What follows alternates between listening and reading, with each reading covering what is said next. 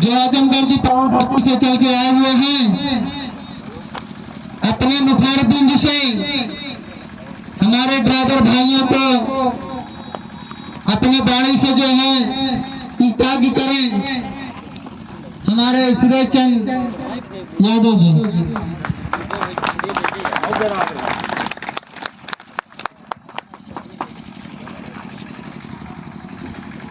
प्रतापगढ़ की इस माटी को मैं हाथ जोड़ के प्रणाम और नमस्कार करता हूं।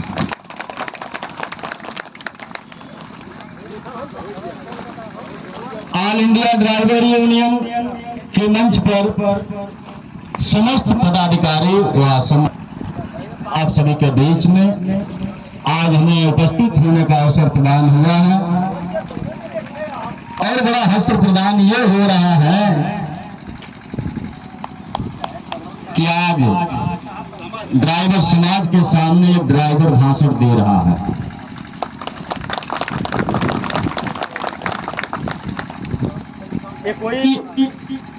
हमें आपको बनाने वाला नहीं पैदा हुआ था, हम और आपने मिलकर ये बनाया है, ये किया। इसलिए साथियों, लड़ाई कोई छोटी नहीं है। ये मत समझिएगा कि खाकी आपके सामने पहन करके मैं खड़ा हूं कि जन्मजात नेता हूं, ना तो किसी नेता का बेटा हूं। मैं भी 12-13 वर्ष ड्राइवरी किया और ड्राइवरी करके फिर ये सुनिश्चित किया कि लड़ाई लड़नी कैसे है। यही हमें गुलाम बनाया है। विचार करेंगे शब्दों पर तो आप समझ जाएंगे कि यही खाकी और यही खादी मिलकर के हमें गुलाम बनाया है। लेकिन हम भी खाकी और खादी के साथ भी चलेंगे और वहीं पे पहुंचेंगे जहां पर एक कानून बना करके हमें गुलामी के जंजीर में जकड़ने के लिए किया गया।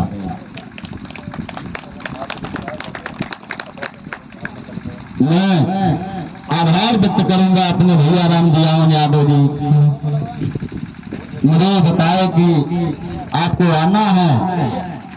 मैंने कहा कि मैं वहां ना आ सकूं, ऐसा हो नहीं सकता कि जहां एक ड्राइवर आवाज लगाता हो कि अपने न्याय और सुरक्षा की बात करता हो। आगे मैं अपने शब्दों को रखूं, इसके पहले एक बार हम अपने नारा को बुलंद करें। साथियों, ये नारा पूरे देश में चला दो कि जो ड्राइवर की बात करेगा वही देश में राज करेगा। एक नंबर बात है। जोरदार आवाज उठाइएगा। जो ड्राइवर के हक की बात करेगा वही राज करेगा। जो ड्राइवर के अधिकार की बात करेगा वही देश में राज करेगा। जो ड्राइवर के न्याय सुरक्षा की बात करेगा वही देश में राज करेगा। ड्राइवर यूनियन जिंदाबाद, जिंदाबाद जिंदाबाद, ड्राइवर एकता जिंदाबाद, जिंदाबाद जिंदाबाद। और पेड़ लगवाइए। कम से कम यहाँ के जिलाधिकारी तक बात जानी चाहिए। डीएम साहब को पता लगे कि हमारे ड्राइवर यूनियन का कार्यक्रम है। साथियों, एक बार में एक दिन में नहीं। हिट एंड रन कानून आया। हम सभी ने मिलकर के एक देशव्यापी आंदोलन चलाया जिसमें सरकार को घुटने पर टिका दिया। उसमें गिरफ्तारियां भी हुई।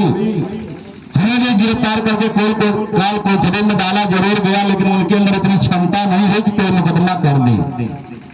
गिरफ्तार तो कर लिया उन्होंने, बंद तो कर दिया, लेकिन उनके अंदर इतनी क्षमता नहीं हो पाई कि हमारे पर कोई मुकदमा कर दे। हम चैलेंज दिए, अगर आपके कानून के उस संविधान के अगर पन्ने में कोई कानून लिखा हुआ है, उस कानून के मुताबिक हमारे पर मुकदमा लिखो। और आपके प्रधानमंत्री, मुख्यमंत्री सहित गृह मंत्री को अगर सुप्रीम कोर्ट के चौखट पर यदि खड़ा नहीं कर दिया तो संगठन चलाना बेकार हो जाएगा।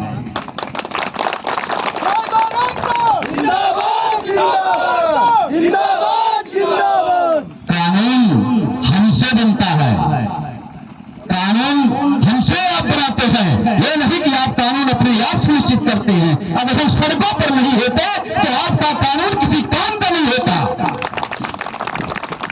अगर हम गाड़ी के स्टीयरिंग पर नहीं होते तो आपका कानून किसी काम का नहीं होता।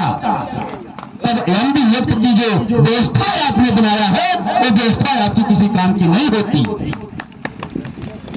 साथियों, हमें यहां पर यह नहीं देखना है कि हमारा भाई कोई हो। संगठन तमाम पूरे भारत में 6,646 संगठन चल रहे हैं। हमें बधाई देते हैं, उन लोगों को स्वागतम करते हैं, अभिनंदन करते हैं उनका। अरे कम से कम ऐसा तो हमारा सिपाही तैयार हुआ कि बस भाइयों को इकट्ठा करके कहीं से भी क्रांति का मंच सजा करके इस क्रांति की जोत जलाने का काम कर रहा है। कम से कम ऐसे लोग तो हमारे समाज में उत्पन्न हुए, हम उनका बहुत बहुत धन्यवाद और आभार व्यक्त करते हैं। साथियों, न्याय सुरक्षा की लड़ाई जो लड़ी जा रही है ये कोई आसान लड़ाई नहीं है। आयोग मिलना इतना आसान नहीं है, सुरक्षा बोर्ड बनना इतना आसान नहीं है। अभी 22 मार्च को आप लोगों ने दिल्ली में देखा होगा कि 2 दिवसीय कार्यक्रम रहा। हम बार बार सरकार को ज्ञापन दे रहे हैं, बार बार चुनौतियां दे रहे हैं, धरना प्रदर्शन के माध्यम से, चक्का जाम के माध्यम से, नुक्कड़ सभा करके, लेकिन उसको क्यों नहीं तक सरकार के काम तक क्यों नहीं जा रहा? क्यों? क्या हम इस देश के नागरिक नहीं हैं? क्या हम इंसान नहीं हैं? क्या हमारी कोई अहमियत नहीं होनी चाहिए? ऐसा क्यों हो रहा है? तो अगर आप अहंकार की सत्ता में बैठ करके और हमारे खून से सनी हुई भ्रष्टाचार की जो रोटी आप खा रहे हैं उसका आटा हम पहले ही खत्म कर देंगे, आप हमारे तक पहुंच ही नहीं पाएंगे। इस बात पर गौर करना पड़ेगा। कोई भी हो, जब सत्ता में आता है तो हमारा खून चूसना शुरू कर देता है। जब सरकार बनती है किसी की तो अगर किसी को कुछ नहीं दिखाई देता है तो उसको सड़कों पर ड्राइवर दिखाई देते हैं। जिनसे भी देखो, जिसके साथ देखो, उसी के साथ। कोई कहने की बात नहीं साथियों, पर डे कम से कम 100 से 150 कॉल आती है और सबको सब कॉल को अटेंड करता हूं। कभी महाराष्ट्र के बॉर्डर पर, कभी मध्य प्रदेश के बॉर्डर पर, कभी बिहार के बॉर्डर पर, कभी छत्तीसगढ़ के बॉर्डर पर, कभी राजस्थान के बॉर्डर पर। क्या बात है सर, यहाँ पे 500 रुपए मांग रहे हैं, नहीं तो कह रहे हैं गाड़ी का चालान करेंगे। क्या भाई तुम्हारे बाप का 500 रुपये आता है? तुम्हारा बाप कमा के दिया हमको? अरे मांगने से पहले कम से कम अपने गिरा में झांक कर देख लिया होता कि जो तुझे वेतन मिलता है, तुमको जो नौकरी पर रखा गया है, जिनकी बदौलत तुम्हारा परिवार चलता है, उसका नाम है ड्राइवर। हमने तुमसे इतने कहा कि हमारे ड्राइवर साथियों को शहीदी सम्मान का दर्जा दे दो। क्या हमने गलत कहा? शहीदी सम्मान का दर्जा हमने मांगा, क्या गलत किया? अगर हमारा भाई रोड पर एक्सीडेंट में मर गया, तुम्हारे पास इतनी व्यवस्था नहीं है एक तिरंगे के साथ? अरे नहीं डीएम जाएंगे, नहीं एसपी जाएंगे, अरे कम से कम अपने थाना प्रभारी के नेतृत्व में इसका अंतिम संस्कार करवा देते तो भी हमें गर्व महसूस होता कि हम भी इस देश के सिपाही और नागरिक हैं। ऐसी समस्याएं सामने हमारे हैं कि कहीं पे एक्सीडेंट में हमारा भाई देहांत हुआ, उसकी बॉडी तक पहुंचाने के लिए तैयार लोग नहीं हैं। ऐसी घटनाएं आती हैं, हमें लड़ना पड़ता है ट्रांसपोर्टरों से। क्यों? ड्राइवर का कोई ड्यूटी निर्धारित नहीं की गई रोड पर कि कब सोएगा, कब खाएगा, कब जगेगा। क्यों भाई? तुम्हारे बाप का राज चल रहा है, कब तक गुलामी बलों की जंजीर में जकड़ करके हमको चलाने का प्रयास करोगे? इसी संबंधित हमने कहा कि केंद्र के नेतृत्व में, एक केंद्र के नेतृत्व में अथॉरिटी लेटर जारी करवा दे कि हर जिले के परिवहन कार्यालय से सरकारी फॉर्म मिले अगर किसी को ड्राइवर की जरूरत है तो सरकारी फॉर्म पर दोनों की शर्तें सुनिश्चित की जाए, शर्तें लिखी जाए।